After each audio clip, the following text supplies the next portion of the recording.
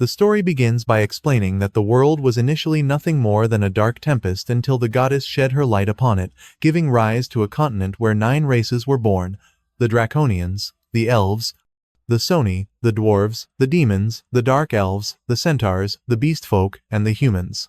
And with that, the focus shifts to Light, a boy who excitedly bids farewell to his family, his parents, elves, and Yume, as the young man embarks on a journey to become a great adventurer, driven by the desire for all of them to live comfortably. Once he reaches the city, he gets slightly lost in the crowds, and right there, a member of the Beast Folk approaches him in an unfriendly manner, telling him that humans should keep their distance. Light simply apologizes and continues on his way, finally managing to find the place he was looking for: the Adventurers Guild. He goes through reception to register his name, and the receptionist informs him that he will start at rank F. He asks what kind of gift, or blessing, he possesses, and Light proudly replies that his is unlimited gacha. Seeing that she doesn't quite understand, Light decides to show her instead of explaining. He extends his hand, and a crystal-like object appears above it, which he simply presses to perform a gacha pull right there. Afterward, he takes the resulting card and says, "Release," to summon the item he obtained, but despite hoping to impress the receptionist, all he manages to conjure is a bent, completely useless fork. Seeing her distinctly unimpressed reaction in silence, Light gets slightly nervous and clarifies that this was just an example. He tries a couple more times, hoping to pull something better, but only obtains a rotten apple and a bit of moldy bread. Light tries to assure her that his luck isn't usually like this, but the receptionist insists that he must start at rank F, leaving him with no other option. So he asks if there are any jobs he can take immediately. After giving it some thought, the receptionist tells him that the easiest available quests are on the bulletin board. And seeing how lost he looks, she assumes Light has trouble reading, given the low literacy rate among humans. Keeping this in mind, she tells him that chores like gathering firewood, carrying earth, and cutting grass are always available, though the pay is quite low. Light has no problem with this, so he gladly takes all the jobs, spending the entire day working hard only to earn a few coins, which by the end of the day barely covers his lodging, meaning he now has to rely on pulling something edible with his gacha just to have a meal. As Light walks through the city, the same Beastfolk members from earlier spot him counting his coins, so they deliberately push him, then blame him for the collision.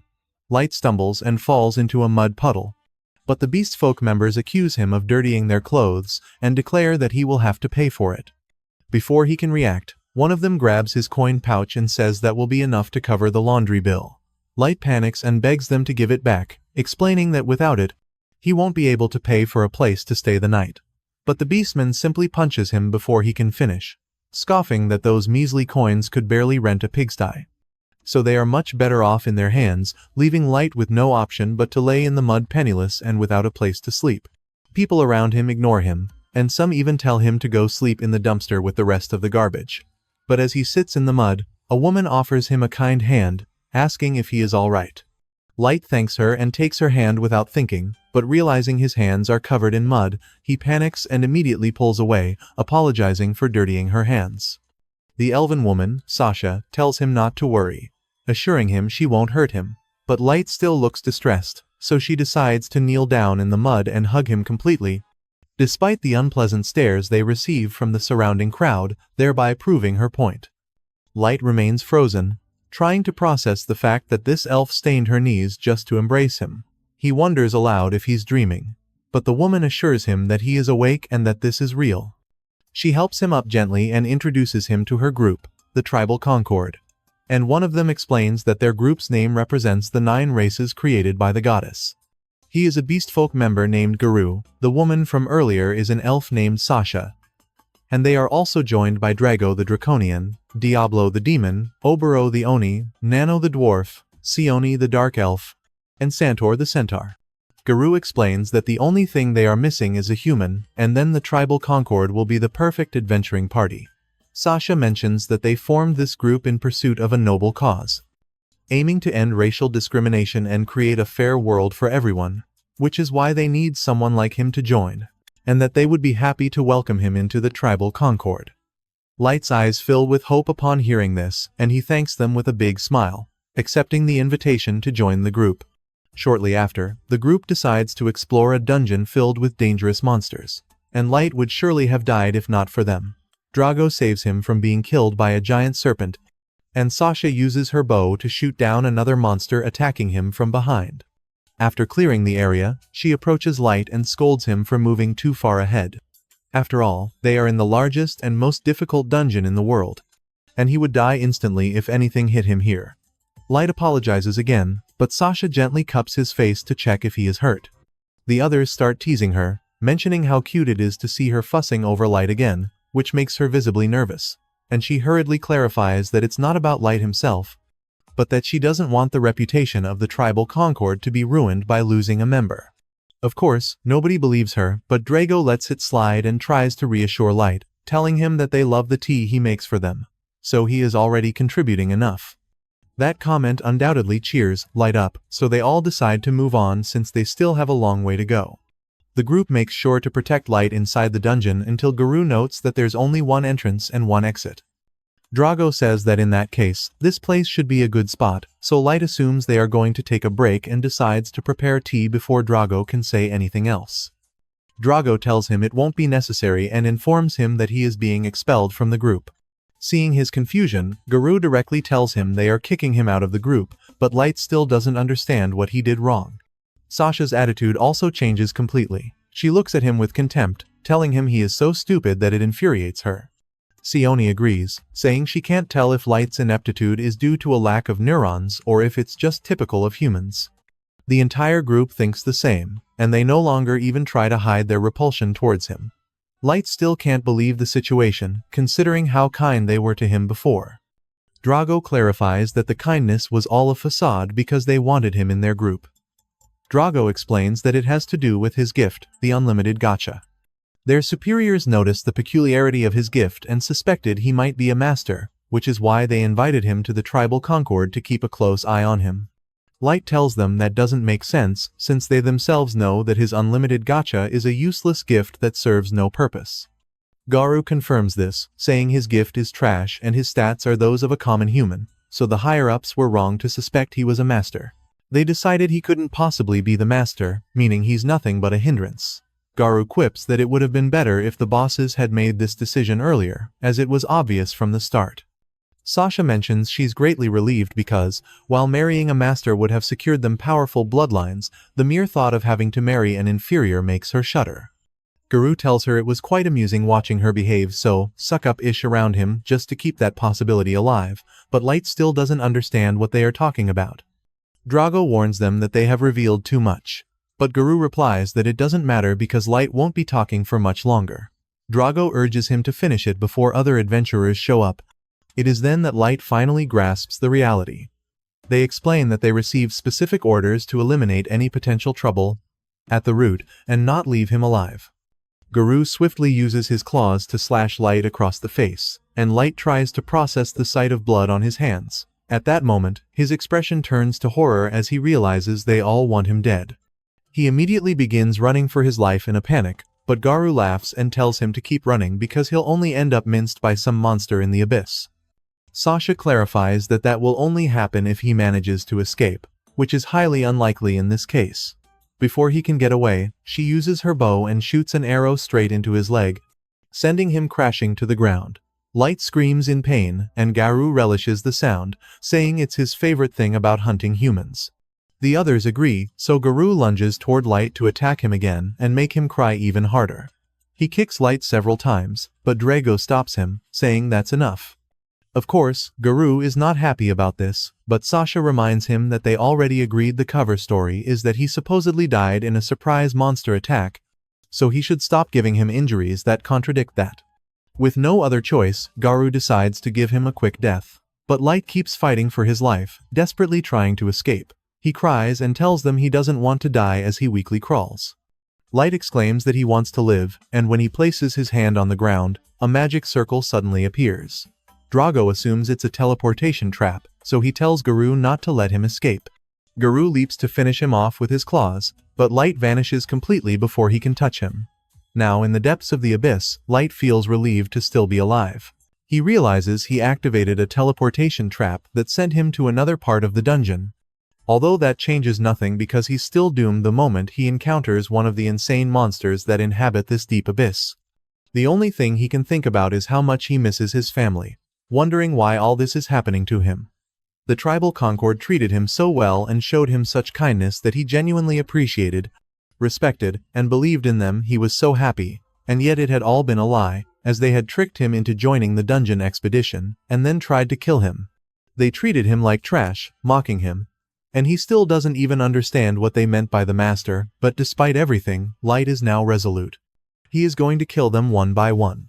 He cannot die in this dungeon until he makes them pay and suffer.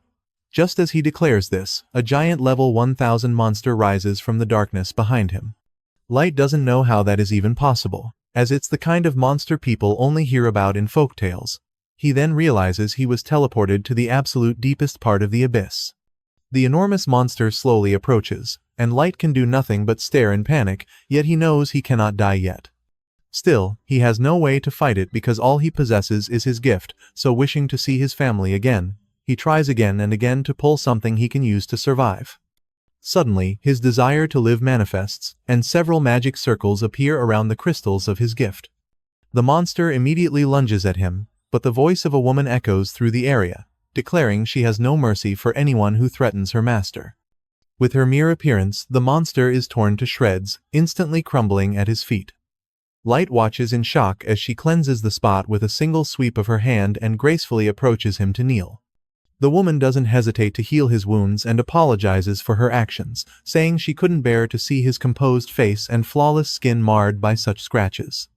Light notices that the wound on his leg also vanished and that all the pain is gone. The woman refers to him as Master and asks if he would grant her the honor of hearing him pronounce her name with that beautiful voice. Light nervously introduces himself, and the woman repeats his name several times, clearly delighted with how it sounds. She mentions that according to the maid's code of honor, her duty is to her master and she will live in his service even unto death. Having said this, the woman declares that she hereby swears her absolute loyalty to him. Light doesn't know what to say to this but decides to ask who she is first. In that instant, the woman reveals her level is 9,999 and that she is known as May, the ever-seeking maid. She is a super ultra rare card that came from his unlimited gacha. Light tries to process the information, but May decides to make a vow right there, telling him she will remain bound to him even beyond the grave. He tries to tell her that's impossible since his unlimited gacha is essentially useless, so someone as incredible as her couldn't possibly have come out of it. May simply ignores that and asks him to call her by her name instead of Miss. Light reluctantly agrees, but this clearly makes her happy, and she asks him permission for another humble request. May tells him she wants his authorization to use her evaluation skill to review the details of his unlimited gacha. Light asks if evaluation is actually her gift, but May clarifies that it is merely one of her innate abilities, to be precise. She tells him it is inconceivable that his gift is useless, so she wants to evaluate it for herself. Light decides to agree, so May uses evaluation to see the details of his gift and is left completely speechless. She states that his abilities are hidden under a heavy layer of concealment, making it impossible for anyone not at her level to see the true details. Knowing this, May clarifies that his unlimited gacha is far from useless. His gift, unlimited gacha, can be pulled infinite times, and the probability and rarity of the cards it produces vary based on the surrounding mana density. The rarities, starting from the highest, are extra super ultra rare, SS rare, S rare, rare, normal, and error. Light finds it hard to understand all this, so May explains that mana is something that flows throughout the world. However, its density is lower on the surface, meaning the appearance of a super ultra rare card like her is almost nil. But mana abounds in the deep parts of the dungeon, which means he has a much better chance of pulling a rare card down here. May tells him that his bravery is admirable for having ventured alone to the bottom of the dungeon just to maximize his unlimited gacha, and even more so for pulling her card. That said, facing any monster could be deadly given his current stats. Still, May assures him that he has nothing to fear because she will be with him at all times. From now on, Light suddenly interrupts her to say that wasn't the case he would never have dared to venture into the abyss on his own. He explains that he was with a group, but they ended up betraying him. They cut him, shot him with arrows, and he was nearly killed by his own friends. Light breaks down as he speaks, exclaiming that they mocked his gift and called him trash. All he wanted was to support his family, so he doesn't understand how they could treat him like that just for being human. The pain was unbearable. It hurt so much, and all for the sake of their grand speech about ending discrimination and creating a fair world. Light falls to his knees, weeping in frustration, saying he won't rest until they pay for what they did. May suddenly embraces him, wrapping her arms around him in a comforting gesture. Light instantly calms down, and she tells him that a maid like her cannot possibly comprehend the depth of suffering he has endured, yet he must be sure that with her power at his disposal, bringing divine retribution upon his enemies is a simple matter. He only needs to give the order. By her maid's honor, she will pursue those unfaithful deceivers with maximum acceleration and present their heads on pikes before him. Seeing her dark and threatening expression, Light pulls away and tells her she cannot do that. After all, he trusted them and was deceived, nearly dying after being beaten and sent to this hellhole, but that only happened because he was weak, so the only thing he has to do is get stronger. It might be impossible for a human like him, but he wants to take revenge with his own hands and make them suffer. May kneels before him, telling him his wish is hers, and she will therefore help him obtain his vengeance, as she believes in his potential above all else. Light thanks her for her loyalty, and with that, he pulls his unlimited gacha again to establish a base camp, his path to vengeance, and thus the black depths were bathed in a brilliant light, becoming the first page of his great story of revenge, and thus ends Chapter 1. 3 years later, in the deepest part of the abyss, Light walks through the halls of a vast castle, with May diligently by his side as all the surrounding maids bow before him. However, it isn't long before they begin flattering him incessantly. And naturally, this does not amuse May, who immediately requests Light's permission to silence the chattering maidservants, but Light tries to tell her it's no big deal since they are simply enchanted by him and aren't harming anyone. Light then steps out to walk the streets of his territory, where everyone greets him reverently as their lord, but one woman informs him that snacks are becoming scarce, so Light assures her he will notify the administrator. As they continue their walk, May mentions she will ensure the issue is quickly resolved so that the people do not suspect a logistical problem. But Light tells her that since the population has grown over the last 3 years, it might be necessary to revise the entire system. Light then asks what the other members of the quartet are doing, and May informs him they are diligently fulfilling their missions. Ayuki, specifically, has been exploring the upper perimeter of the abyss and creating maps. Light is pleased, noting that the forests around the abyss are filled with monsters, but assures May that this is no problem for a genius like Ayuki, though May counters, saying she's not so sure, knowing Ayuki is as capricious as a cat. Light simply laughs and clarifies that he wouldn't have her any other way, seeing no issue with it. He then inquires about the others, and May reports that L has been working diligently on developing new magic according to his grand plan and is making excellent progress. Light mentions they have many moving pieces and hopes L doesn't get overwhelmed, but May reminds him that they enjoy serving him, so he has nothing to worry about. Finally, May informs him that Nazuna is patrolling the castle grounds as always. After all, she is an expert in close combat, though she is less reliable outside of fighting. Light says he enjoys having Nazuna around as she makes things more fun, so he isn't bothered by her quirks. Upon returning to the castle, a man named Jack greets them and tells Light he was tired of waiting. May is immediately irritated by the casual way Jack addresses her lord and reminds him that he must speak to Light with respect. May mentally curses Jack but doesn't say it aloud. Light dismisses May's concern, saying it is fine because he views Jack almost like an older brother. May remains thoroughly displeased, but Light informs her he is going to train for a while, meaning she will have to resolve her feelings internally. Afterward, on the training field, Light prepares to fight Jack, stating there will be no holding back today. Jack challenges him to come at him with everything he's got. So Light immediately rushes forward, delivering a powerful punch to his stomach that forces Jack to step back, momentarily surprised. A slightly surprised Jack laughs and tells him to calm down, noting that the strike would have killed anyone else but him. Fortunately, he is not called Jack the Iron Blood Barricade for nothing. Light reminds him that he already said he wouldn't hold back and doesn't intend to stop now. Jack admires his determination and launches a punch of his own, easily dodging Light's counterattacks. Meanwhile, we see Nazuna happily patrolling the castle grounds, clearly enjoying fulfilling Light's orders as she considers it a supremely important duty. A group of maids praises her work ethic as admirable, and Nazuna is visibly thrilled upon hearing the commendations before asking the maids where she should patrol next. The question leaves Nazuna a bit confused, so the maids explain that there is a very important and completely secret place they would love for her to check for them, a location they are not permitted to access, meaning only she can go. Nazuna asks what place they are talking about, but the maids simply smile wickedly. Still confused, Nazuna goes to the spot they mentioned but runs into Mei, who asks if something is wrong, wanting to know why she is entering Light's bedroom. Nazuna proudly states that it is because she is on patrol, but Mei assures her that the area is already secured, so she should go elsewhere. Ignoring Mei, Nazuna asks what Mei herself is doing in Light's room if he is currently training with Jack. Mei immediately becomes nervous and quickly invents an excuse, saying she was cleaning, as according to the maid's code, she cannot remain idle even when Light is not present. Without letting her finish, Nazuna enters the room to inspect her work, but upon seeing the messy bed, she comments that it looks like someone was rolling around and kicking their legs while sniffing the pillows. Mei tries to maintain her composure, telling Nazuna she did it on purpose because it is part of her unique bed-making style.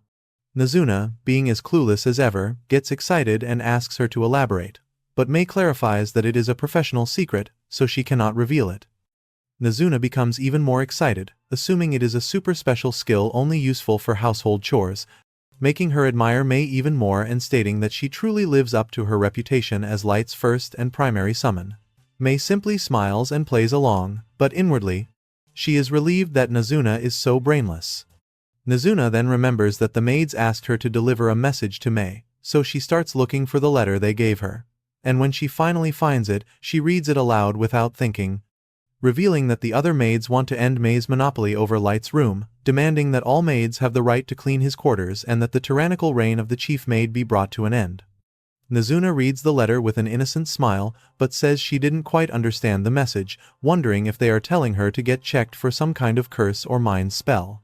Mei keeps a straight face and tells her it is nothing she should worry about, as it is her responsibility as the chief maid to personally deal with the other maids and their complaints.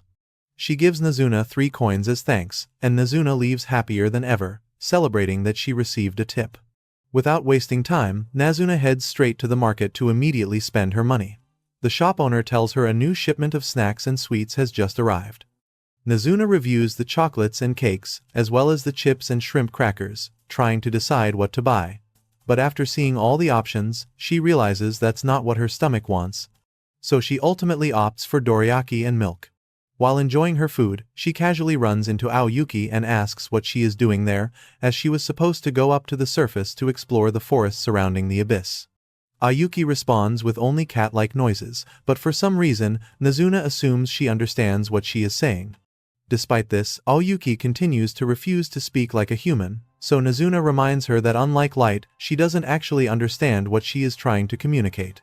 Aoyuki still refuses to speak as a human, so Nazuna reminds her that unlike Light, she cannot understand what she is saying, yet Nazuna continues to guess, assuming there were trees in the way, and she offers to cut them down for her. Nazuna then realizes one cannot explore a forest without trees, so she guesses Aoyuki ran into a super strong monster. Although she doesn't use words, it is clear that Aoyuki is frustrated by the misunderstanding. And of course, Nazuna doesn't catch the hint, proudly stating that even though she was summoned after Aoyuki, she seems older and stronger. Tired of the endless chatter, Aoyuki decides to show Nazuna a piece of paper and finally speaks, saying that she found nothing, having completed a section of the map Mei had requested. So she simply returned to deliver it. Nazuna then gives Aoyuki a hard slap on the back, laughing and asking why she didn't just say so from the beginning. Dismissed with the information, Aoyuki finally leaves, saying she's still on patrol. Shortly after, Nazuna heads to the throne room, making sure no one is around before approaching the throne. She mentions being annoyed that she hasn't seen her master all day, and it would be nice to see him sitting on the throne since he always looks great when he does. Nazuna embraces the throne and rubs her face against it, wishing Light were there at that moment, but her enjoyment is interrupted by the sound of something snapping, and she realizes she broke the wing off one of the throne's sculptures.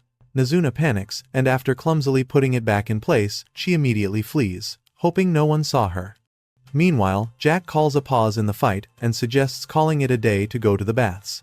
Light accepts the proposal, so after a long day of training, they decide to relax. Jack comments that Light has practically mastered the use of his body as a weapon, though Light credits Jack entirely. Jack reminds him that only a select few can stand up to him down here in the abyss, meaning there are even fewer on the surface, but notes that fewer does not mean zero. Light catches the shift in tone when Jack says that last part, and his expression turns serious as he tells Jack he is aware, noting that the surface world is full of unknowns, so he won't let his guard down for anything because he needs to see his revenge through to the end. In another scene, we see May in a meeting with the 4 junior maids who wrote the previous letter. Clearly, terrified by her authority, the maids try to feign innocence, but May reads the letter they wrote word for word to remind them what they did wrong.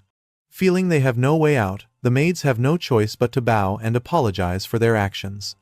May asks them to explain themselves, but they just search for an excuse, saying they wanted to help lighten her burden since she is always so busy.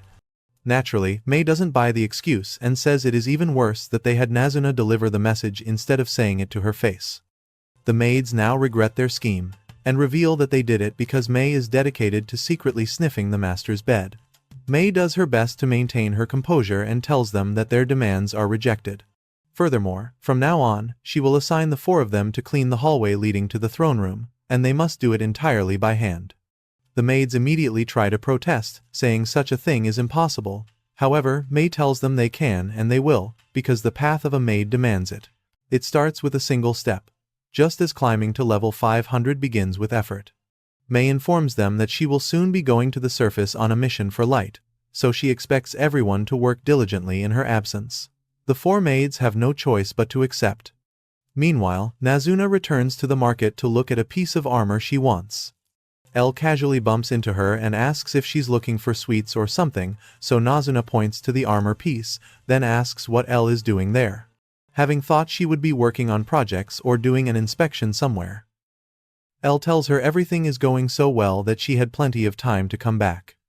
The two immediately start bickering as always, and Elle tells Nazuna that Light has made her a fundamental part of his revenge plans, unlike her and her tiny brain. Nazuna clarifies that she has been busy patrolling, but Elle boasts that she had tea with Light the other day to inform him of the progress of her plans. Elle assures her that next time, she will reserve a private room for them to dine together, and there will be action that night. Nazuna obviously misses the insinuation and complains, saying she wants to have tea with Light, too. Elle asks if she only wants the tea part, but Nazuna doesn't understand what else there would be.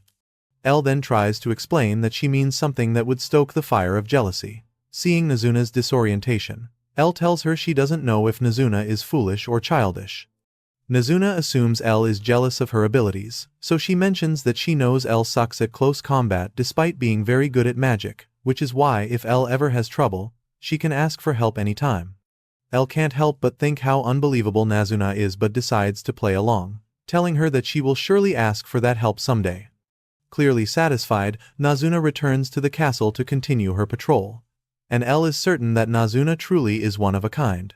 On the other side, the maids continue to complain about the punishment they received. They are more than annoyed by the chief maid's unfair management style, feeling intense envy and disgust. Despite their protests, they know May is practically untouchable, so they can do nothing but dream.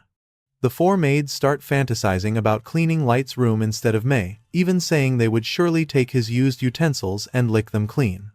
May has a very busy schedule, so they don't understand why she doesn't allow them to handle the cleaning.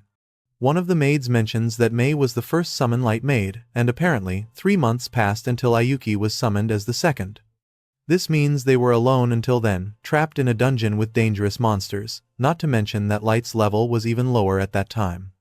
Imagining that situation, the maids immediately explode with jealousy, saying May is extremely lucky. Suddenly, the 4 decide to try to channel their rage into a powerful curse that would kill May. However, their ritual is interrupted when May appears, saying she was passing by and overheard some very choice words that seemed directed at her. They were so intent on chanting the word die that she now wants them to explain why. The maids tremble with fear, and one of them immediately says she swore absolute loyalty to May. The others do the same, saying they have admired her as a mentor and sister and wanted to be her subordinates even before being summoned. Despite their obvious lies, May repeats the chant of die die die, making the maids feel cornered, and they admit they were a little jealous. After all, May was the first. May clarifies that she is under no obligation to share this. But during the 3 months leading up to Ayuki's summoning, Light spent the entire time reading all kinds of books and practicing all sorts of martial arts. There was no time for any of the vulgar things they have been fantasizing about. May confesses that she came by because she thought she had been too harsh on them. Perhaps her orders were excessive. However, she was mistaken, and since they apparently haven't had enough, she also assigns them to clean the throne room. The maids try to protest again, but May tells them they have plenty of time to curse her, so they clearly have time to clean. With no other option, they are forced to clean the throne room, knowing they must finish by morning, and they aren't even sure if they can manage it in time. In the midst of their rush, the wing of the sculpture that Nazuna had previously broken falls off when one of them tries to clean the throne. As they panic, Nazuna lies peacefully in bed, completely happy about another successful day protecting the peace, but still a little disappointed that she didn't see her master at all, which frustrates her. If he would just give the order, she would undoubtedly go to the surface and crush all the losers there. It is clear that this won't happen, so, with no other option, Nazuna falls asleep hoping to at least see Light the next day. Just as she wished, the next day, while arguing with L, Light finds Nazuna in the training fields. Nazuna is overcome with joy, knowing her wish came true, though L assures her that Light didn't come to see her. As they start trading insults again, Light decides to pet Aoyuki like a cat, finding her very cute. L asks him what he's doing, and Light explains that he can't help but treat her like a real cat. The girls are clearly not pleased with this, so Light asks Aoyuki to give him some space as it's time to get down to business. Suddenly, a massive hellhound appears, and Light begins to tremble with fear due to the trauma of his first day in the abyss. As he freezes, the girls' attitude suddenly changes. They glare at the hellhound with menacing eyes, viewing its presence as an offense to their master.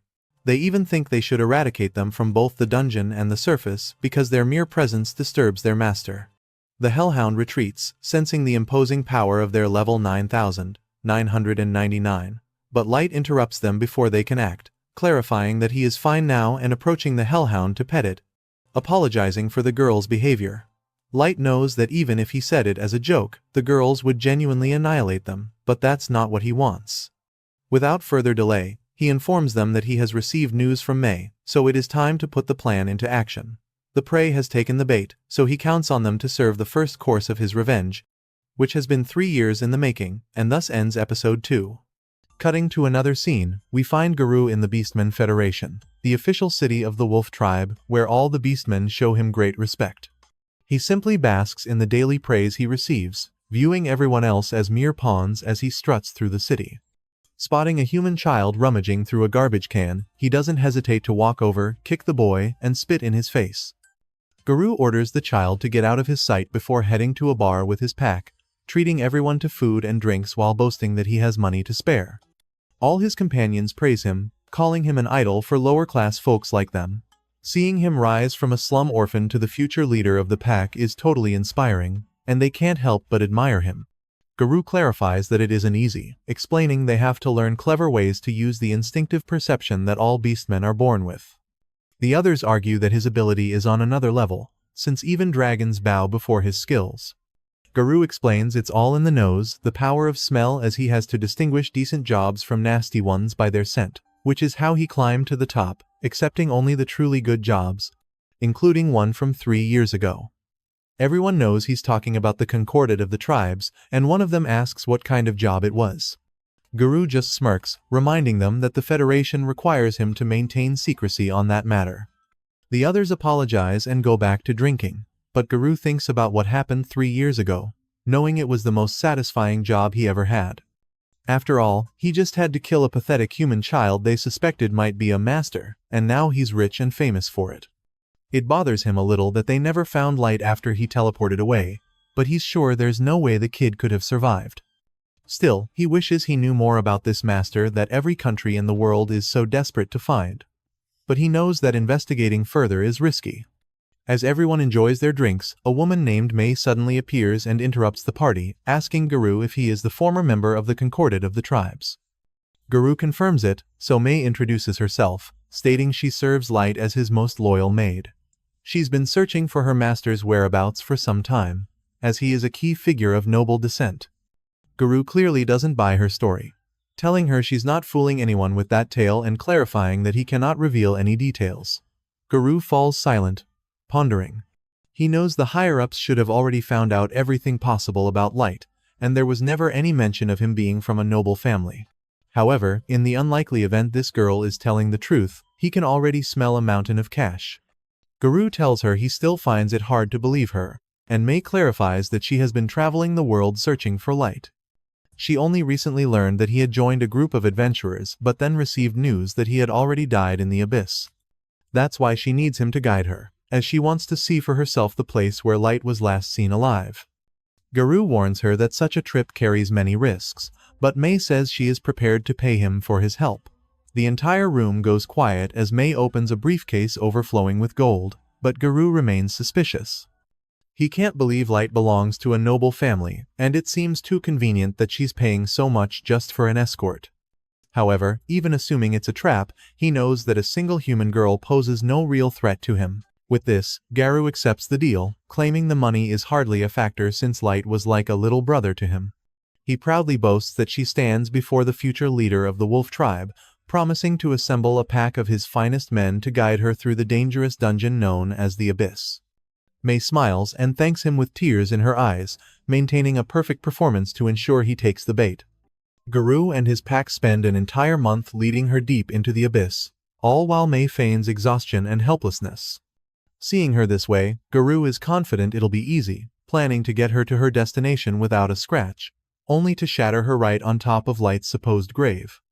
Once they arrive at the spot where Light allegedly died, Guru spins a tale about a monster ambush, claiming Light was stabbed before unfortunately falling into a teleportation trap, never to be seen again.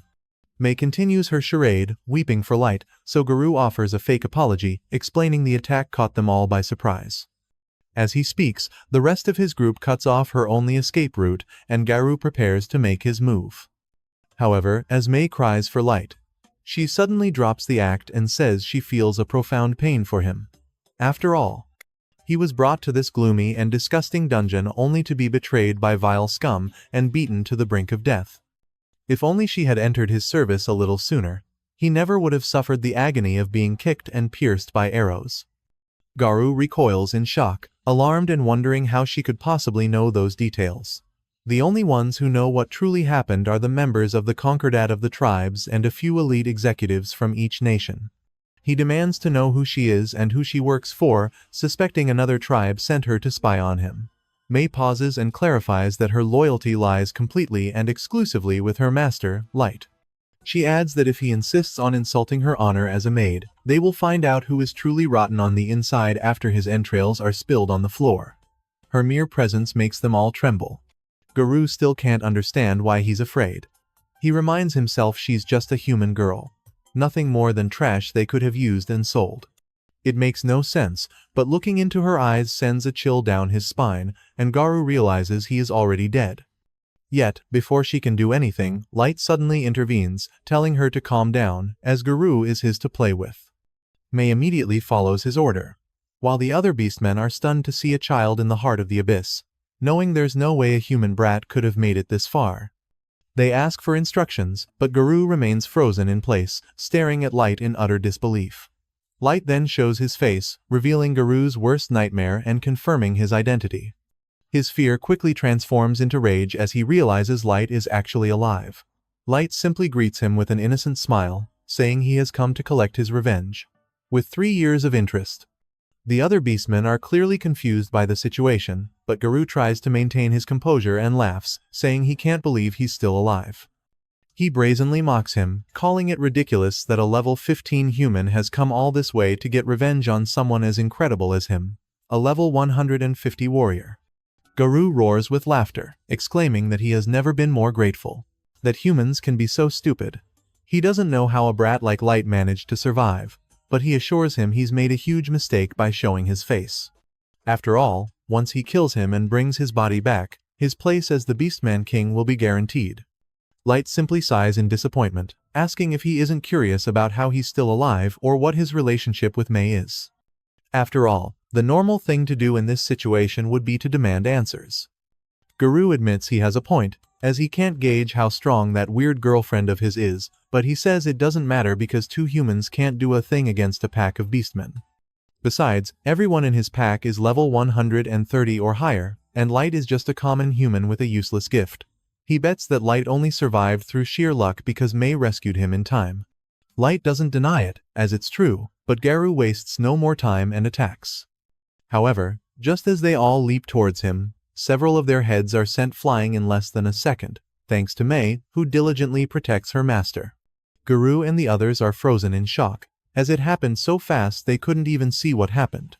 May warns them that anyone who dares to threaten her master will pay with their head. Her intimidating aura vanishes instantly when Light thanks her and asks her to block the exit for him. May blushes slightly but immediately obeys his command, declaring that no one will escape this place as long as she's on watch. The beastmen panic, but Garu tells them to calm down, explaining it was just a surprise attack and that cheap tricks like that are the only way an inferior being could ever beat them. Light comments that Garu hasn't changed at all over the years, as he's still convinced that humans are inferior. The question is, has he ever considered that perhaps the beastmen are the weaker ones? But Garu asserts that humans are nothing but weak losers with small mana reserves, making them all low-level trash. He decides to show him what true power is, revealing that he is level 158. Light calmly tells him that the levels each race can reach vary greatly, and the discrimination arising from that is what gave birth to the widespread contempt for humans. Garu confirms this, saying that beastmen are higher up on the food chain, far above anything humans could ever dream of. Light then asks how he explains the fact that 2 of his men are now dead. At this, Garu doesn't know what to say, stammering that they probably used some magic item or something. Garu gets irritated by the way Light is looking at him, so he and his pack immediately charge. However, Light effortlessly defeats them all and looks down on them, asking if they're done yet. Garu slowly gets up, boiling with rage, reminding Light that he is better than a stupid human like him. This time, instead of attacking again, Garu pulls out a magic sphere, telling Light he's going to wipe that look off his face. Without a second's hesitation, he smashes the sphere on the ground to summon a Majin beast, Fenrir, making the entire place tremble. Garu laughs confidently, revealing that this is his trump card. A level 500 Fenrir. Everyone in Garu's pack is in awe at seeing such a powerful secret weapon, but Light just sighs in disappointment once again, saying that level 500 is pathetically weak. Of course, Garu just assumes he's insane for saying such a thing, so he tells him he should be begging for his life right now, wanting to see him plead and whimper just like he did 3 years ago. To his surprise, Light simply tells him to go ahead, declaring he won't move a single step and that Garu can do whatever he wants. Irritated by his defiance, Garu accepts the challenge and decides his Fenrir will erase him from existence. Fenrir immediately attacks with a Majin Beast explosive howl, concentrating the entire mana reserve of a level 500 creature into a single blast. Garu is certain it's enough to barbecue any human, but he eats his words when he sees Light standing before him without a single scratch. As he remains frozen in shock, Light calmly comments that he gave a rather fancy name to an attack that basically did nothing but kick up a lot of dust. Garu is still trying to process the fact that Light has enough power to completely nullify an attack from a level 500 creature. Then, Light decides it's his turn. Because calling that pathetic mutt Fenrir gives the wrong impression, he's going to show him what the real one looks like. Suddenly, he pulls out an ultra-rare card and unleashes a level 900 primeval god Fenrir.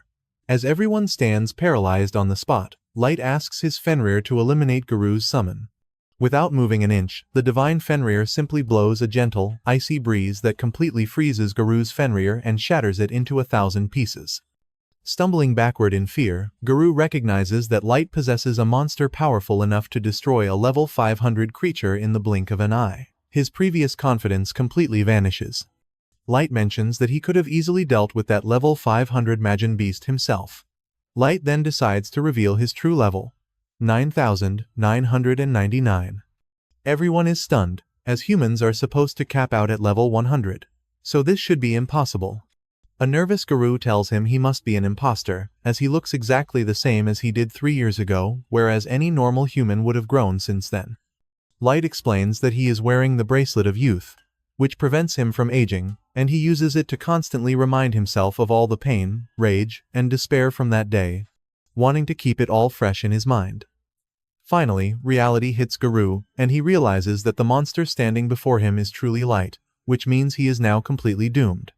Without hesitation, he and his pack throw their weapons to the ground and bow before Light, begging for his forgiveness. Garou desperately explains that he had no choice but to follow the Federation's orders and that he never wanted to hurt him. He then tries to blame the others for everything, claiming that today's plan was his pack's idea and he had nothing to do with it. The other beastmen are not at all happy to hear such a blatant lie, but Garou silences them and speaks directly to Light, saying that while it's true he betrayed his trust, they also had good times together. Light ignores all his rambling and decides to ask him something. He wants to know everything about this master business they mentioned 3 years ago and why the government is so interested in finding one. But Garou nervously explains they were only told to search for one and that he knows nothing more. So, Light asks why they tried to kill him as soon as they found out he wasn't a master. Garou insists that he truly knows nothing. At this point, all the other beastmen in the room start lying out of fear, claiming that they know the answer. However, in a matter of seconds, Maid slices them to pieces, declaring that any attempt to deceive her master is punished by death. Garou panics, realizing he's the only one left alive. Light decides to ask him one last question. Considering the power he has witnessed, does Garou believe he could win if he were to wage a war against the surface world? Light warns him not to lie, as May is equipped with the Eye of Truth, capable of seeing through anything. Completely terrified, Garou admits that at first, the battle would likely lean in Light's favor, given the immense power he wields. However, no matter how high his level is, he is still just one person.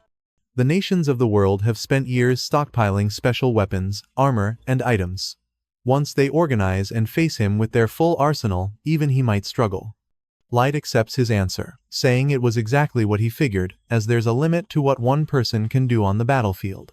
He still has more questions for Garou but decides to teleport first, using a card in his possession. Garou braces himself in fear, and when he opens his eyes, he finds himself in a vast palace he has never seen before. An entire army of dragon beasts, fairy maids, living armors, and other species bow as Light arrives. Garou is completely frozen as he sees Light sitting on the throne, who then asks everyone to rise and display their stats. All the different types of monsters reveal levels ranging from 6,000 to 9,000. There are armors at level 5,000, and a trio of knights, including Jack, at level 7,777. The army of living armors starts at level 1,500, with some other races reaching level 3,000. To top it all off, Mei, Nazuna, Eli, Ayuki, and Light himself are all level 9,999. Light tells Garou that these are the forces he has gathered over the past 3 years. At this sight, Garou's fur instantly turns gray, and he is clearly beyond terrified.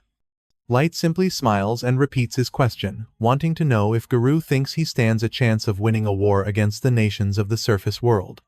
Garou can't even muster the courage to speak, but his face tells Light everything he needs to know.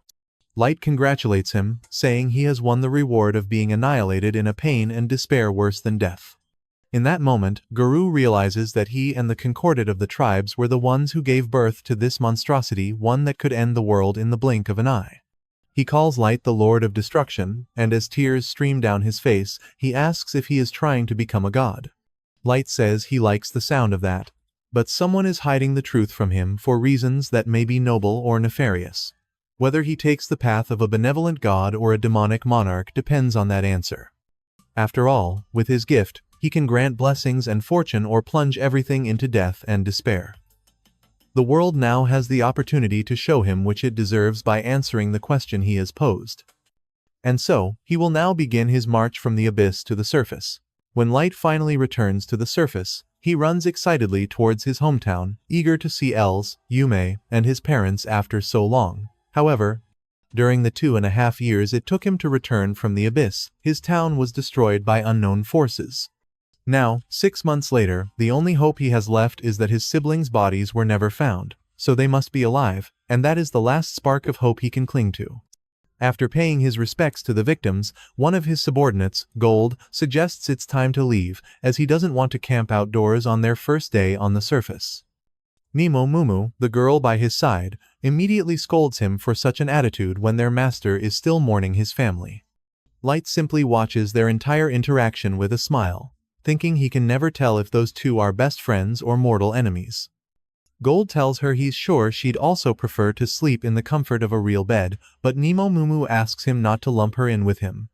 Nemo Mumu clarifies that she would gladly stay by Light's side, regardless of whether they have to sleep on the grass or in a swamp. Gold retorts that he too would face the iciest peaks or the hottest lava alongside his lord, because the loyalty he holds for him shines brighter than any gold. He's not called the Golden Knight for nothing. However, unless she wants him exhausted from a bad night's sleep, they should avoid camping.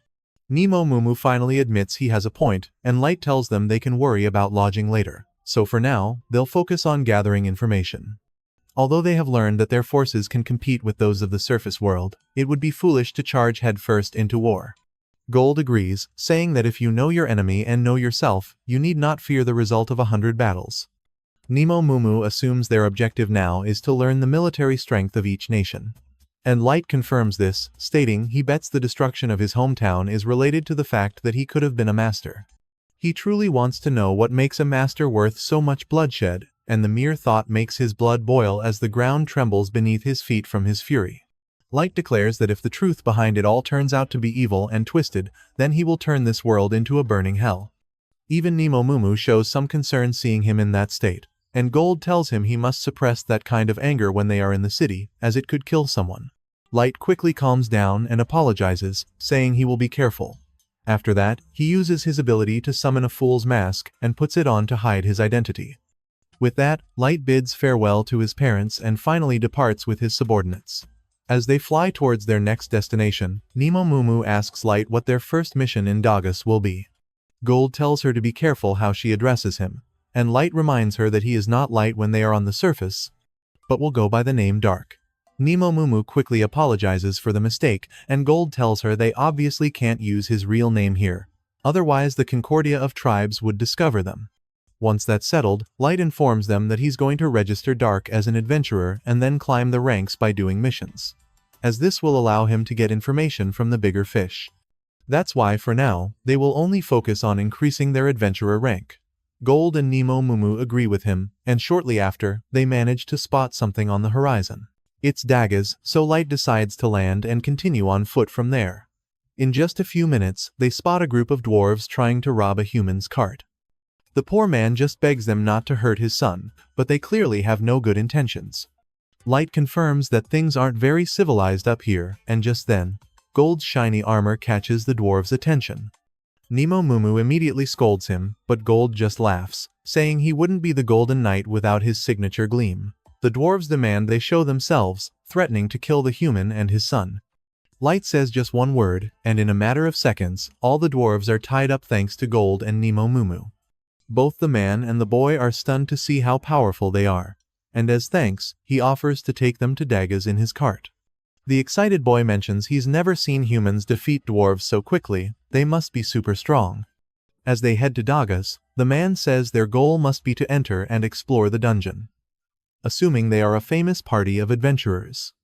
Light clarifies that they are still aspiring, unofficial adventurers, which is why they want to visit Dagas to register at the guild and rank up.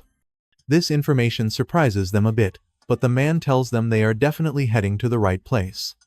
After all, Dagas is the southernmost city of the Dwarven Kingdom, and is located right on the border with the Human Kingdom to the east, and the Elven Kingdom to the west.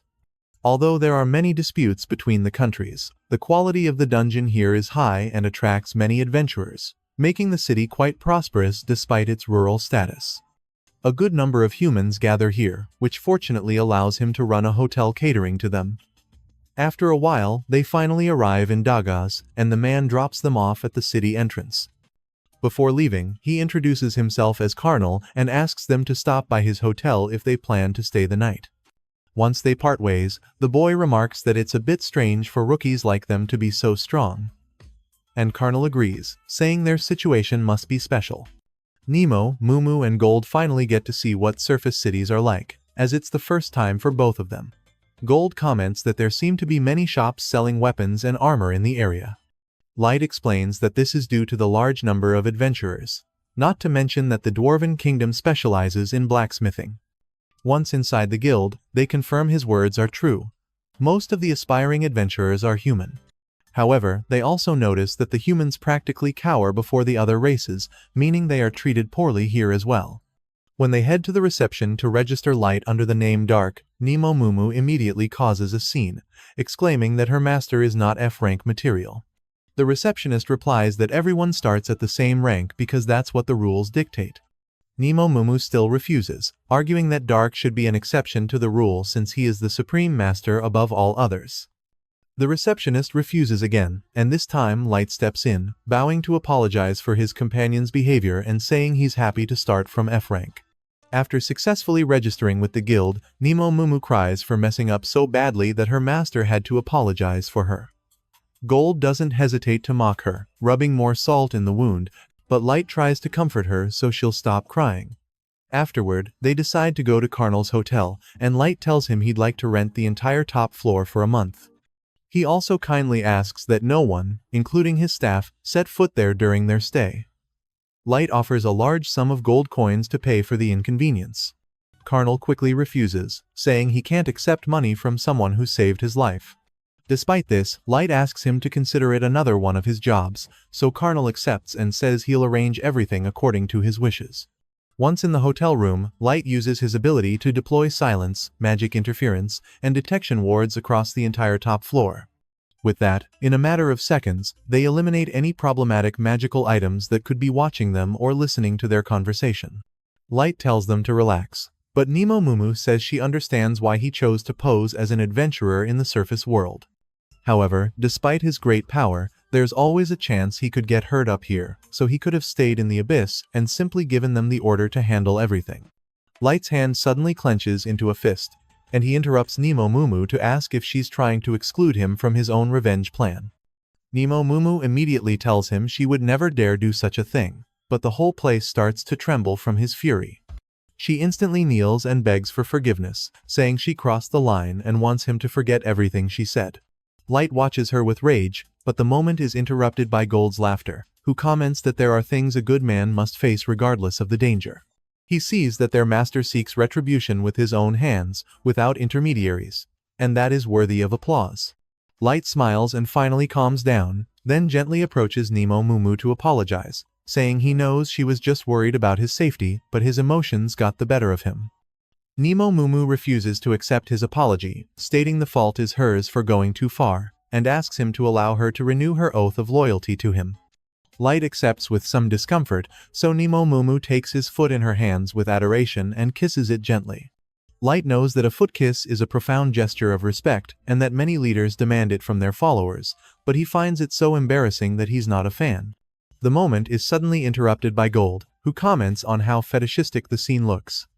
After a moment of silence, Nemo Mumu shouts at him, telling him not to turn her display of devotion to Light into something perverted. Light silently steps aside as they begin to argue, as always, not wanting to get involved. The next day, the three of them head to the market, observing the different things being sold there. Light comments that the place certainly looks lively, so the dungeon must be as good as they say. Gold's shining armor clearly stands out, as people around them whisper things about him and also about Nemo Mumu due to her appearance. Some also comment on Light's strange mask, and he knows it fits perfectly with his dark persona, although perhaps it draws too much attention. After walking for a while, they finally see the huge line of people waiting to enter the dungeon. He mentions that there don't seem to be any elves around. Light explains that the lack of elves is likely due to the Dwarven Kingdom and the Elven Kingdom are currently in dispute over who has the right to that dungeon. Nemo Mumu praises him while hugging him from behind, saying he always has an answer for everything. Light asks if they really have to be like this, and she reminds him that her duty is to have his back and ensure he's safe at all times. Just then, three hooded figures suddenly cut into the line, so Light observes them carefully. He knows the one carrying the bag must be a servant and that one of them seems decently trained, although he has many openings.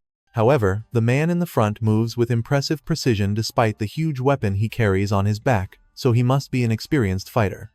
The kids behind the three hooded figures look uncomfortable seeing them cut in so blatantly. They wonder if they should do something, yet they're afraid they might be dragonutes or something similar, knowing how much they hate humans. Light notices their internal conflict and decides to intervene, telling the hooded people that it's rude to cut in line. The man with the huge weapon looks down on him and asks if he's talking to him. Anticipating his attempt to intimidate, Light comments that he doesn't see any other idiots who have cut in line. He didn't say it, but he thought it. The man warns him that he doesn't know who he's messing with, and Light simply replies that he clearly doesn't, since they are all covering their faces. Even assuming he's someone famous, that's precisely all the more reason not to commit such a rude act. Gold agrees with him, saying it would undoubtedly damage his reputation. Nemo Mumu tells them they're being a nuisance, so they should go to the back of the line unless they're too foolish to understand how lines work. The man instantly grabs his weapon, saying no miserable human worm has the right to talk to him like that. His companion quickly stops him, asking him to hold back as causing a scene wouldn't be wise. He also reminds him that using his sword would be excessive, and with that, the man decides to back down. The three hooded figures head to the back of the line, but the man warns Light that he will remember him. Light apologizes to the other people in line for making such a fuss. Everyone cheers for him and tells him he did the right thing. The kids from before thank him for intervening, saying they didn't have the courage to say anything for fear of starting a fight and losing. Light tells them not to worry and clarifies that he only spoke out of self-interest. After all, cutting in line affects everyone waiting, so there's no need for them to thank him. Suddenly, one of the kids asks Gold if his armor is really made of gold, clearly curious. The other kids scold him for being so nosy, but the people around also want to know. Yes, nosy people. Gold laughs and prepares to show off, but Nemo Mumu quickly interrupts him and tells everyone his armor is completely fake. She clarifies that it would be useless to make armor from something as malleable as gold, and the kid from before comments that he's just a show-off with flashy, tacky armor then. His friend immediately shuts him up and apologizes for his bad behavior. Light tells him not to worry. He explains that Gold uses that color on his armor to symbolize his dedication to the code of chivalry. Gold confirms this, saying there is no better color to represent the shining example he sets for all knights, and he also knows it will help them gain notoriety as an adventurer party. One of the kids asks if this is their first time exploring the dungeon here, and Light admits it's obvious they could tell. The boy tells him that the floors of this dungeon are much more extensive than any other, so it's common for adventurers to camp inside. However, he noticed they weren't carrying any gear for that, so he assumed it must be their first time. Light thanks him for the information, but the boy downplays it and apologizes for not being of more help. Once the kids enter the dungeon, Gold comments that he didn't know their lack of equipment would give them away so easily. Light explains that they're just too used to using an item box to store things, so Nemo Mumu asks if they should carry fake luggage to keep up appearances. It's finally their turn to enter the dungeon. Light tells Nemo Mumu they'll have to think about that later. Nemo Mumu looks around and comments that this is the first time she's been in a dungeon other than the Abyss, but finds the phenomenon of them existing all over the world in different shapes and sizes very strange. Gold mentions that the leader of the group they met earlier said this dungeon was particularly extensive. Light explains that they would have to analyze the dungeon's core to solve the mystery behind them all, but that proved impossible even for him. Dungeons are filled with mana that gets stronger the deeper you go, and that power can be used to create things, including monsters and traps, which makes them infinitely variable. After walking for a while, they reach an open area with mountains and flying creatures, confirming that dungeons are worlds of their own, completely different from the surface. Nemo Mumu informs Light that she doesn't sense anyone in their immediate vicinity. Without wasting time, he uses his gift to release 3 cards: Clairvoyance, Concealment, and Flight. Thanks to this, they can easily fly over the land, using Clairvoyance to find the next floor, Concealment to avoid enemies, and Flight to move along the shortest route. Meanwhile, the hooded man from before vents his frustration on the dungeon monsters. He claims to be the youngest and most elite of the Elven Kingdom's White Knights, who earned accolades faster than anyone thanks to his sheer talent.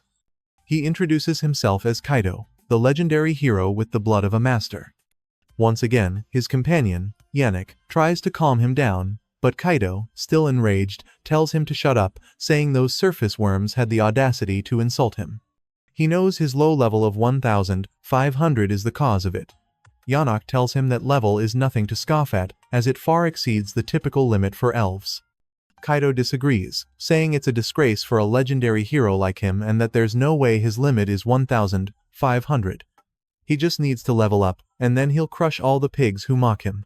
Yannick tells him not to feel that way, reminding him they have formed a mutually beneficial alliance, so he has no qualms about putting the results of his research at his service.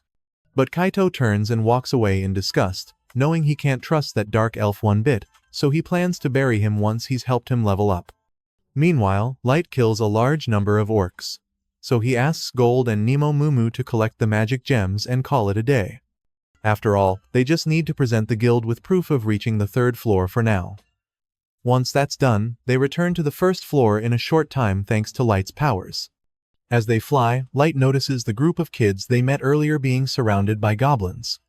They stop to watch for a bit, and Gold comments that the 3 boys in the front are the fighters, while the girl in the back provides magic support. The kids easily defeat the goblins, and Light decides to land to give them a warning. He reminds them that keeping focus on the enemy is a fundamental part of combat, but they shouldn't let that distract them from watching their backs. Just then, the kids realize he stopped a bush snake that was about to attack them. Light warns them that a bite from one of those won't kill them, but it can paralyze them for a while, which would be fatal in the middle of a battle. The kids bow gratefully for the warning, but at that moment, a pack of bush wolves suddenly appears. Light knows those creatures usually live deep in the forest, so it's strange to see them this far out. The kids prepare to run, but Light doesn't move. And the bush wolves simply run past them. Which means they are fleeing from an even bigger problem. In a matter of seconds, a gigantic quad mantis appears, causing the kids to freeze in fear with the realization that they're screwed. The kids can't believe their eyes. The giant mantis before them was a species thought to have been exterminated 10 years ago.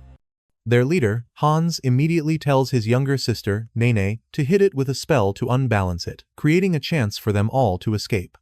Seeing their plan to flee, Mei asks if they wouldn't mind if her party hunted it instead, with Momo adding that a level 500 monster like this one must have a massive bounty on its head. Hans is baffled by their casual attitude, trying to warn them that fighting the creature is a death sentence and they should report back to the guild immediately, but Light simply replies that it will be fine. The mantis lunges at them, prompting Light to decide it's time to squash the bug. Garth is the first to engage, his sword clashing against the mantis's hide before he backs away, remarking that the beast took his hit without a scratch and that its scythes are incredibly tough, to which Mei just calls him a sore loser. Light decides to use his gift, firing a fire arrow, but the mantis expertly bats it away with its scythes, sending it flying back toward them. Hans is convinced they stand no chance against it, and asks Milla to support them with a spell, but she's just watching in awe, suddenly exclaiming that Light just cast a combat spell without an incantation, something she considers completely insane. Since Hans and Nene are warriors and know nothing about magic, they don't understand her excitement and just urge her to help. Garth simply laughs, telling them not to worry and to just watch and learn, as he's about to show them how a real knight handles his weapons on the battlefield. He tells Hans that defending with a shield while attacking with a sword isn't a bad approach, but it's far from the best. For their first lesson, Garth uses his shield to parry one of the mantis's strikes at the perfect moment, the impact completely shattering one of its sides as the children watch in astonishment. He explains that all it takes is a well-timed counter to turn a shield into a powerful weapon. For their second lesson, he tells them to strike with their sword when they catch an opponent off guard, and as he says this, he slices off one of the mantis's legs, remarking that battles are all about creativity and skill. Hans realizes Garth is far more than just the braggart he initially seemed to be. Light decides it's his turn again and fires another volley of fire arrows, but this time, when the mantis tries to swat them away, the projectiles change trajectory mid-air and strike it from behind. He explains that this time, he took full manual control of the arrows, so the mantis can't simply deflect them. Multiple arrows bombard the creature from all directions, and Milla is stunned to see Light controlling 30 projectiles simultaneously. Light then uses a combination of assembly and incineration magic to tear off another one of its legs. He decides it's time to end it, but the mantis, sensing defeat, suddenly turns to flee instead of continuing the fight. Light admits the creature is smarter than he thought, but he won't let it escape. He uses another card to create a massive wall of fire, blocking the mantis's escape route. Milla gasps again, utterly blown away to see him now casting tactical class spells without an incantation, a feat that even the most skilled elves struggle to achieve.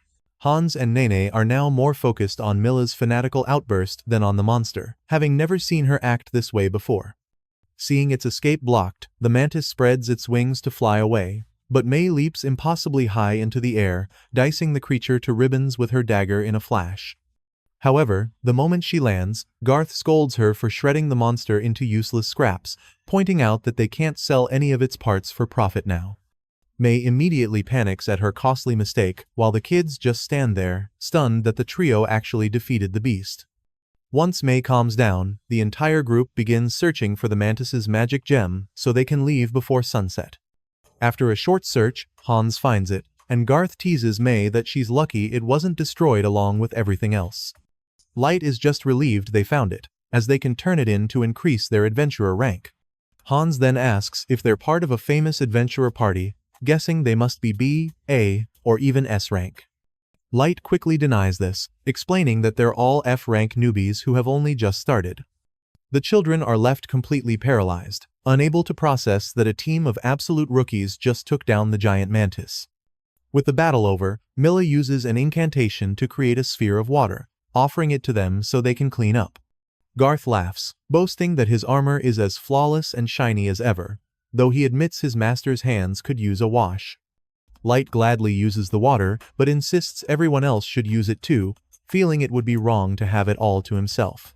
Nenny is the first to happily accept and wash her hands.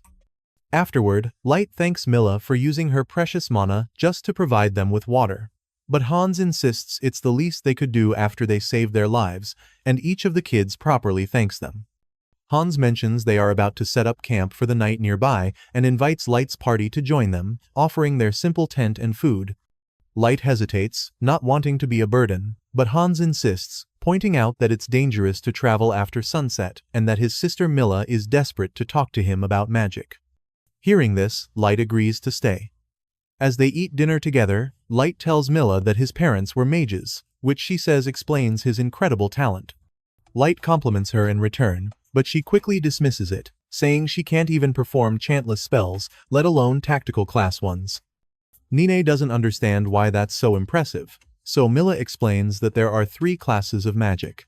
Combat class spells like Fire Arrow are for single targets. Tactical class spells, like the fire wall Light used, affect a wide area. And finally, strategic class spells are powerful enough to have a global impact, like causing tsunamis or calling down meteors. She explains that casting such spells usually requires a large group of mages chanting in unison. While races like Dragonkin, Elves, and Dark Elves can cast advanced magic with ease, it's a different story for humans. And yet, Light, a human, cast a tactical class spell without any incantation, a feat so unheard of it makes him a living legend. Garth and Momo nod in agreement, confirming she knows her stuff. Milla is visibly thrilled by the whole topic, but her brother Hans tells her to calm down. He admits he doesn't understand much about magic, but it's easy to see that Light is a kind-hearted gentleman. He then encourages Milla, reminding her she's talented enough to earn a recommendation to the Duchy's Sorcery Academy, and that one day, he's sure she'll be casting tactical class spells all on her own. Light asks if she's referring to the nation jointly established by all races, the Nine-Bound Duchy. Hans confirms, and Garth remarks that Milla must be a truly gifted mage if she could get into the most prestigious academy in the world. Despite her talent, Hans explains that they tragically lost their parents in an epidemic, so Milla was never able to attend. That's why he and Milla, along with their childhood friends Hans and Nenny, formed their adventurer party to make a living. However, their new goal is to earn enough money by exploring the dungeon to finally send Milla to the Duchy's Sorcery Academy. Hans and Nenny chime in, reminding him it's their dream too, but Milla tells them she's happy just being with them and doesn't want them to do anything reckless. Light smiles at their warm interaction, as it reminds him of his own younger sister. Because of this, he decides to reassure them, telling them everything will work out and he knows they'll succeed, especially with Milla's obvious talent. She thanks him with a sincere smile, and Hans then asks what motivated their group to become adventurers. Light shares that his own parents died in a house fire, and May adds that the incident left him with horrific burns, which is why they're on a journey to find a potion that can heal him. Garth explains that both he and May were heavily indebted to Light's parents, which is why they travel together now. The children fall silent after hearing their story, so Nine decides to change the subject, asking if Garth and May are dating. May immediately gets defensive, declaring her heart belongs exclusively to Light. They soon start their usual bickering, lightening the mood. Elsewhere, Minato is busy exterminating orcs, while the sage collects the samples he needs for his research. He explains it's all part of his attempt to overcome the growth limits imposed on each race, and the next step is to gather the main material for his experiment, humans. Weeks later, Light visits the guild to turn in all the magic gems they've collected. The receptionist is thrilled to see another massive haul, and the other adventurers in the guild recognize him as the one rumored to have defeated the giant mantis, now known as the Black. Meanwhile, May tells the receptionist that Light deserves to be S rank. After cashing in the gems, they find that even people outside the guild recognize them, and Light notes they've started drawing a lot of attention. As they're walking, two adventurers named Zubin and Gilbert suddenly approach Light, telling him that everyone in town is calling him the Black. May quickly gets defensive, but Zubin panics and clarifies they don't want any trouble. He's just heard they defeated the mantis and have even reached the 50th floor of the dungeon. Gilbert scoffs that it sounds like an exaggeration, considering how many years it's taken them to get that far. In an instant, May has her dagger to his throat, asking if he dares to imply her master is a liar. Garth steps in, asking what they want, and Zubin explains they were just trying to be friendly, and that they should know there are people rooting for them. After all, someone has to prove that humans can compete with the other races, and it'd be great if they could even surpass them and knock them down a peg. As they leave, nearby members of other races comment on how humans always say the most foolish things. A dwarf bets that the entire story about defeating the giant mantis is a complete fabrication, claiming it's impossible for a human to cast a tactical class spell without an incantation. Light's group can clearly hear the cruel remarks from the other races, so Garth says the only thing they can do is prove their worth through their actions. Light agrees, so they soon head back into the dungeon to descend to the 50th floor once more. As they travel, they notice Hans's party is also in the dungeon, so Light decides to go and say hello since they haven't run into each other lately. Hans mentions the dungeon is a massive place, making it hard to run into acquaintances unless it's by pure chance. However, he says this is a good opportunity because Milla has something for him. A bit nervously, she steps forward and hands Light a small gift as a token of her gratitude. She explains it's a burn ointment, a recipe her grandmother taught her before she passed. It won't remove the scars, but she hopes it can at least help ease his pain. Light thanks her and graciously accepts, which makes Milla genuinely happy.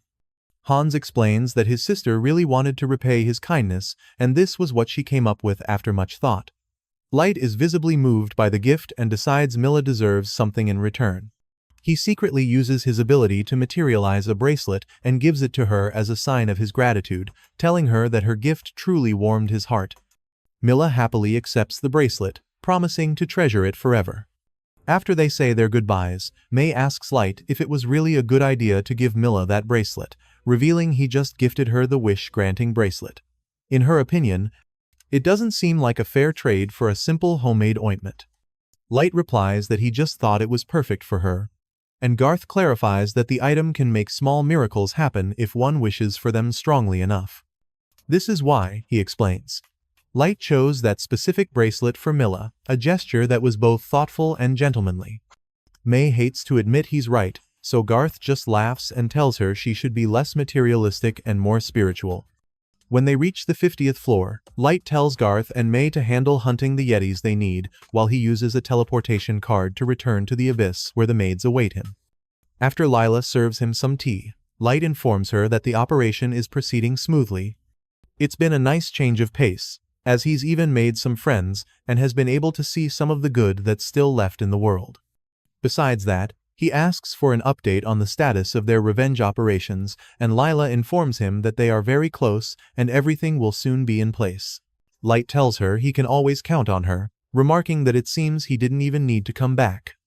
Lila thanks him for his kind words, and Light tells them to keep up the good work, giving them free rein to use any and all resources they need. He also tells Lila that he wants her to remain in charge of managing the abyss, which she readily accepts. Next, he tells Kuro that she is to continue exploring the ancient forest. Nezuna, feeling left out, excitedly asks what her assignment will be, but Light hesitates, knowing she isn't exactly suited for carefully structured plans. So, he simply tells her that he needs her to protect everyone while he's away, as there's no telling when an overwhelmingly powerful enemy might appear. As innocent as ever, Nazuna eagerly accepts, declaring that as long as she's around, no one will get hurt. Lila asks if she's truly satisfied with that, and Nazuna replies that she can't fulfill her main mission until the preliminary preparations are complete. Lila tells him she's aware and that she'll get everything in order quickly and flawlessly, because Light deserves nothing less. Light comments that he can hardly wait, as he plans to savor every second of watching Sasha's miserable face, so he's eagerly anticipating the big day. Elsewhere, Gilbert and Zubin are talking on the third floor of the dungeon while the rest of their party sleeps. Zubin remarks that the third floor rarely looks so picturesque, as it's usually completely shrouded in fog.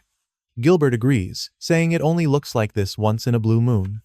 With that said, Zubin decides to ask what his impression was of the black. He's heard that the masked man cast a tactical class spell without an incantation when they defeated the giant mantis.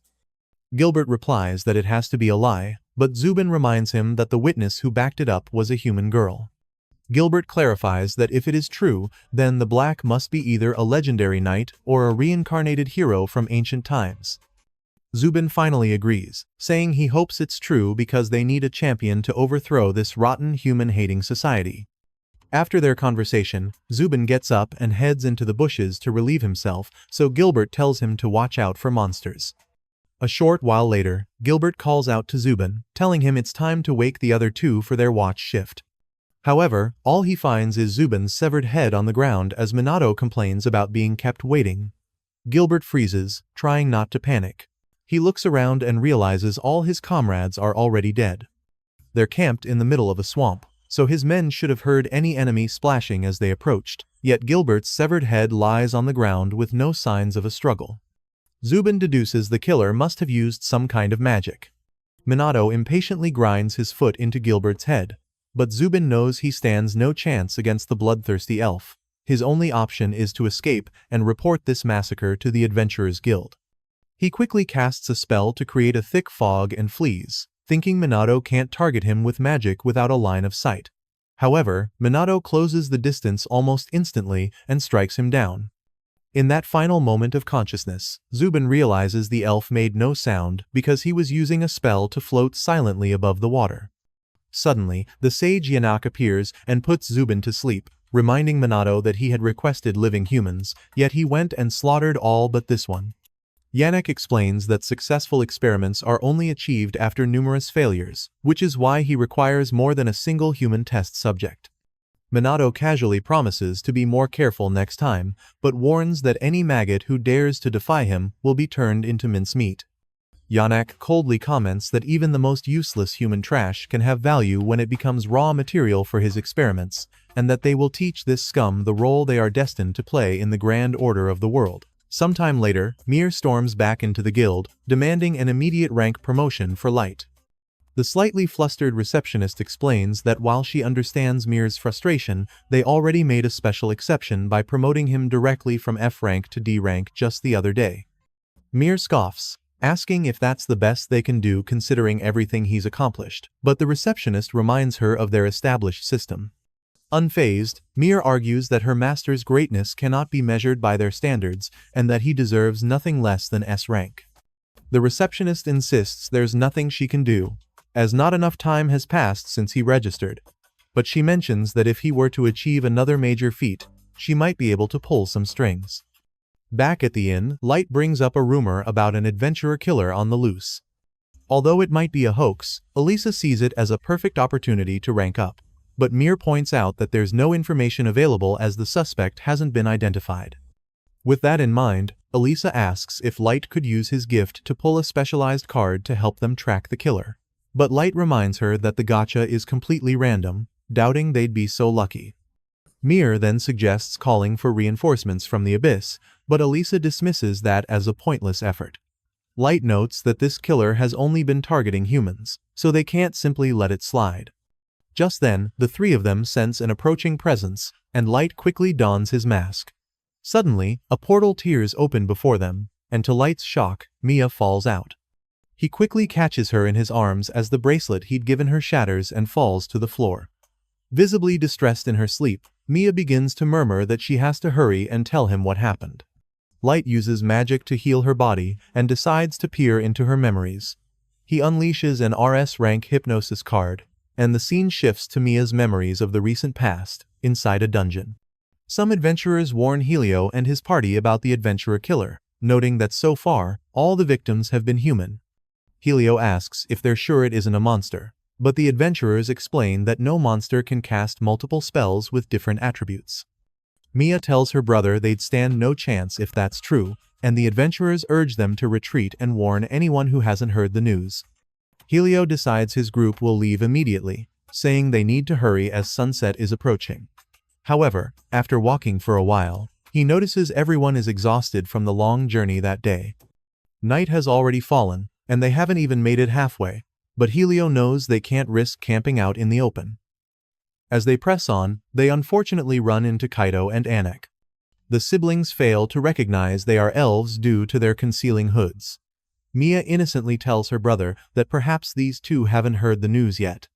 Helio informs them about the series of murders in the area by the adventurer killer, warning that it's dangerous for everyone, and they should consider leaving the dungeon like the others. Kaido quickly understands why the number of adventurers has suddenly dropped, and Anak thanks them for the information. And Anak comments that they should have put more effort into covering their tracks. Kaido replies that he never expected insects to react so quickly, and Anak admits that the Adventurers Guild is a more efficient machine than they gave it credit for.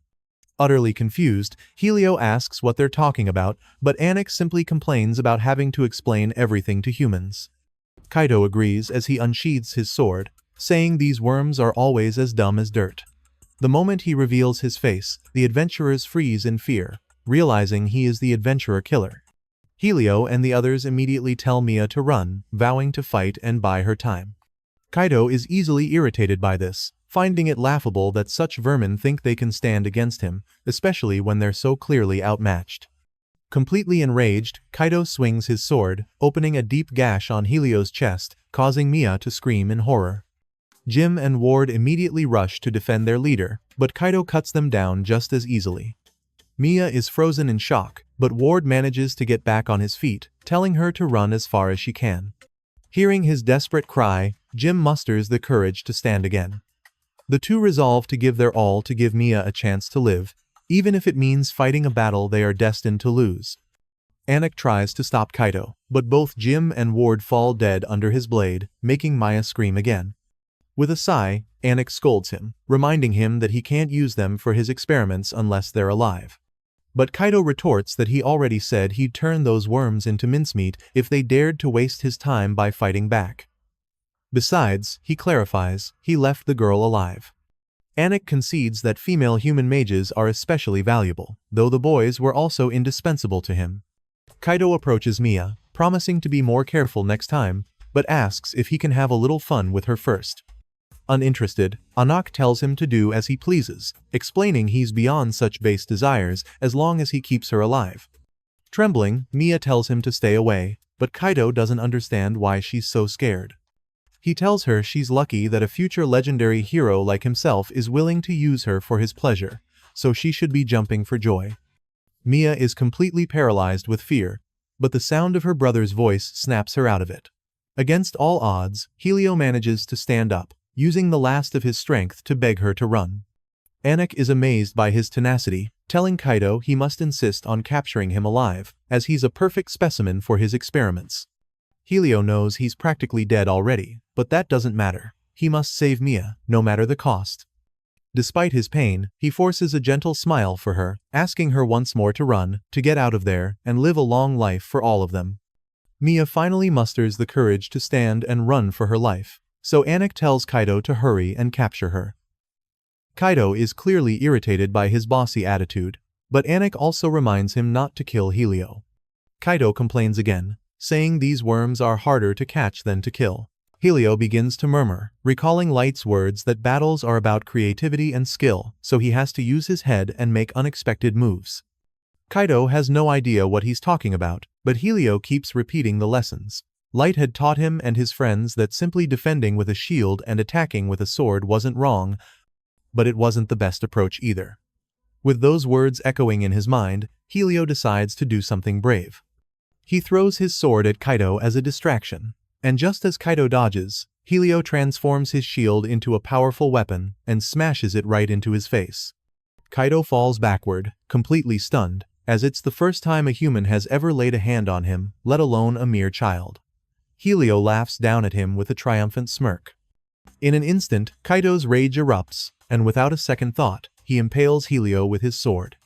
Anik is about to complain, but Kaido exclaims that no one gets away with striking his majestic face and vows to make him suffer a pain worse than death. Anik quickly stops him, telling him he must go after the escaped specimen because things will get complicated if outsiders find out what they've been doing. Kaido knows he can't argue with that, so he soon finds Mia and blocks her path with his swords. He tells her it seems she needs a lesson on how to behave in the presence of a future legendary hero. Mia freezes as Kaido explains that he can create multiple swords and control them at will, for he wields the Elven Kingdom's Phantom-class weapon, the legendary sword known as Grandiose. He creates several blades to prove his point, closing in on her and boasting that catching human worms is a simple task for him. Maya quickly gets back on her feet, knowing she can't give up and waste the precious time her brother and friends bought with their lives. She uses her power to create multiple ice swords, but Kaido shatters them effortlessly.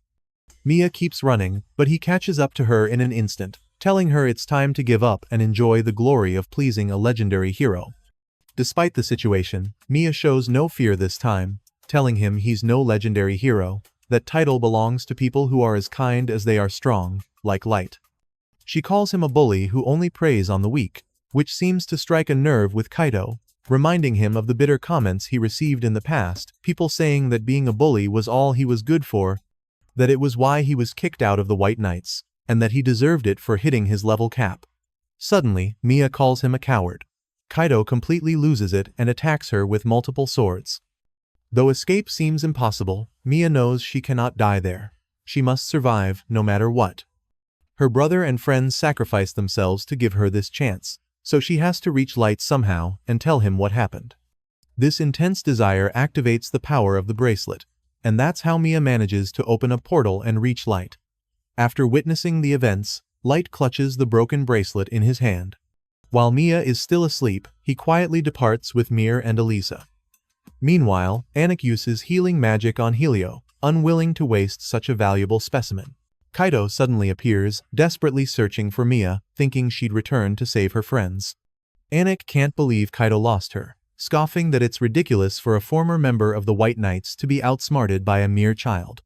Kaido explains that she simply vanished into thin air and there was no way of knowing she had a teleportation magic item. Anik retorts that it's impossible for a human to possess something so valuable, but Kaido insists it's true. This means they're in serious trouble. If she reaches the guild and tells them what happened, the news will spread to the Elven Kingdom, and sooner or later, they'll find out Kaido and Anak stole Grandiose. Kaido's face contorts with fear at the thought, knowing the White Knights and their infernal captain will come after them. Anak reminds him that the captain is over level 3000, and all the knights under his command are in the 2000s, armed with weapons on par with Grandiose. Kaido starts to throw a tantrum, but Anak tells him he just needs to complete his research, and then Kaido will be able to break his level cap, solving all their problems. This instantly restores Kaido's confidence, and Anak suggests they find another place to finish their research. Just then, Light's voice cuts in, telling them they aren't going anywhere. Kaido recognizes him immediately, baffled how anyone could sneak up on a level 1500 like himself. Light ignores them for a moment to gently close Jim and Ward's eyes. Mir informs him that Helio is still alive, and his wounds have been treated, albeit carelessly. Anak didn't even notice when Helio's body was taken from his sight, leaving him as confused as Kaido. Light uses magic to fully heal Helio, wondering why anyone would do this. These kids stood firm in a world of terrible discrimination, working their hardest to make an honest living while supporting Mia's dreams. They didn't deserve any of this. Light knows it's too late to change anything, but he muses that under different circumstances, they all could have been great friends. He declares that he will make the two elves pay, but Anak counters that he's mistaken. After all, Anak was the one who healed Helio and saved him from death, so they can. Anak is shocked to see this, but Kaido desperately continues trying to strike him. Light barely moves as he blocks every single attack with his staff, ignoring all of Kaido's insults. Anik watches in disbelief, saying it's impossible for a human, let alone a mere child, to do something like that. Elisa watches the fight, completely unfazed, while Mir comments that the elf can do nothing but swing his sword in a rage. Already bored, Light sighs and knocks Kaido's sword with his staff, making him lose his balance. He remarks on how pathetic Kaido is and then punches him in the stomach, leaving him breathless on the ground. Anik panics as Kaido coughs, trying to recover. Light tells him he'd better try harder, or he might accidentally kill him. As Kaido struggles to his feet, he declares that no insignificant human has the right to mock him. Without hesitation, he uses Grandiose, launching several blades into the air, ready to strike. Kaido tells Light to cry and tremble, claiming this is the power of a Phantom-class weapon, the legendary Grandiose, and that Light will regret ever crossing him. Light swiftly dodges several attacks and admits it's a surprising amount of power, as the blades crash into the ground causing explosions and fire. Mir notes that all the blades have been enchanted with magic, and Elisa adds that each seems to have a different attribute. Still, they both know it's no problem for their master, so they simply watch from a distance as Light dodges the blades, admitting the attack has force, but not nearly enough. Kaido suddenly appears behind him, but Light easily blocks his sword with his staff once again. Anik can only watch the whole fight in horror. Kaido had summoned a decoy blade to sneak up on him, and yet the boy still parried the attack. He can't understand how a human could exist who can go toe-to-toe with an elf wielding a Phantom-class weapon. Kaido suddenly calls him a cheater, saying that although Light is dressed like a mage, it's clear he's actually a warrior. As he throws another tantrum, Light replies that he is indeed a mage, but Kaido insists that no mage could fight on equal footing with him. Light can't blame him for being confused, as he truly is one of a kind, and Mir chimes in that he is an unlimited card mage. Light decides to conjure several ice swords in the sky, each one completely destroying Kaido's blades. The sight is utterly surreal for Anik, who can't believe Light is using Ice Sword to eliminate Grandiose's duplicates one by one, a feat that would require magical power far superior to any elven mage. This whole scenario should be impossible. Kaido continues to attack him desperately with Grandiose, but Light uses Ice Sword as a barrier and asks if he's done with his tantrum. Despite the clear power difference, Kaido only grows more enraged with each passing second, claiming that the Master of Old received Grandiose as a gift from the heavens, making it a sacred sword that surpasses all others. Light immediately freezes and asks if he knows the Master.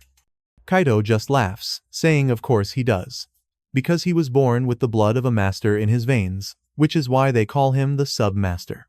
And with that, Chapter 6 comes to a close. If you enjoyed it, remember to subscribe to the channel, and you can also check out these other videos that appear next.